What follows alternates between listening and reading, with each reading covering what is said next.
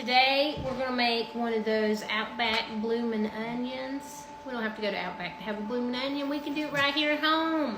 What I've got here is a big old onion, and I cut the top off and cut the bottom off, and then just sliced it straight across this way, this way, this way, this way, this way, until I had like 16 pieces. Now I'm just gonna kind of pull those out a little bit. You know, you don't want to go to the very bottom when you're cutting it because you want your onion to stay together. And I'm just going to pull it apart a little bit.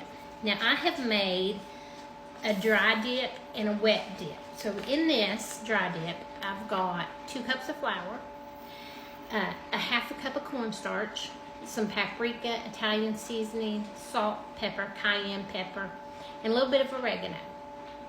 Did I say paprika? I've got paprika in there too. I'll put the recipe down below. And then in the wet one, I have 1 cup of buttermilk, 2 eggs, and a tablespoon of hot sauce. Any hot sauce you got will work. I used Frank's just because that's the one that was open in my pantry. Now what we're going to do is I'm going to pull these out as best as I can because I don't want to tear it up. And I'm going to dip this in the dry dip, and then I'm going to dip it in the wet dip, and then I'm going to dip it in the dry dip again. So let's dip it in the dry one. And listen, you want to make sure that you get this whole thing coated really good. And then we'll tap that excess off. I'm going to flip it over and coat the other side too. All right, then we can just tap. Now, you want to open those up and make sure that you get some of that flour and breading down inside there. All right, now this is going to be messy, y'all, but I'm going to do it anyway. We're going to dip it in this egg and milk mixture. And I'm going to flip it over.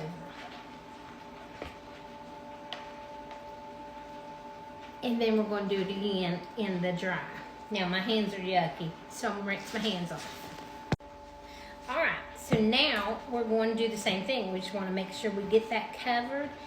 And we want to open those petals up a little bit and get that flour down inside of there. And it should stick better this time. Now what I'm going to do here is I'm going to stick this in the refrigerator for about 15 minutes, however long it takes to heat my oil up. That's how long I'm going to leave it in the refrigerator. Now listen, let's pull these out and make sure that we've got breading down in there. There we go. All right, we'll stick this in the refrigerator and we'll be back in about 15 minutes when the oil heats up. All right, friends, so our oil is heated up. Now I'm just going to take our onion and drop it down in that hot oil. We're going to let it stay in about 6 or 7 minutes. We'll check it. All right, y'all, so here's our Bloomin' Onion, and I put the Bloomin' Onion sauce. Look how good that looks. Jim's walking right towards me right now so he can taste it. Let's get in there. You think we need a fork, or we're going to just use our fingers? Because now it's going to be really hot because it just came out. Well, let's see here. Come on out there. You're right, it's very hot. It is very hot. Yeah. I mean, I literally just took it out. Let me get a knife. Yeah. All right, y'all. I'm going in for mine. Whoa! Avalanche. Hot. It looks good. It is very hot. All right. The sauce is excellent. I'm going to steal this one. I'm going to put the recipe for the sauce down below with the recipe for the Bloomin' Onion. But oh my gosh, y'all. That is so good. You're going to want to try it. Bye now.